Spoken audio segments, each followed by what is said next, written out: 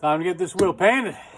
Now removing as much of the grime as possible from the wheels, and then we're going to sand them down, and we will start to spray them.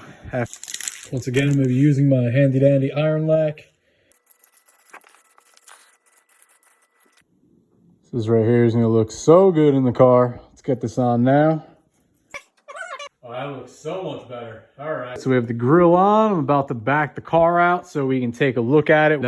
Just did a little cleanup on the inside of the engine here. It's looking really good. All right, so I now have my BBS RX2 wheels painted and back on the car. They look so much better in white. Looking so good with the fresh grill. Grill and wheels so far making a huge difference.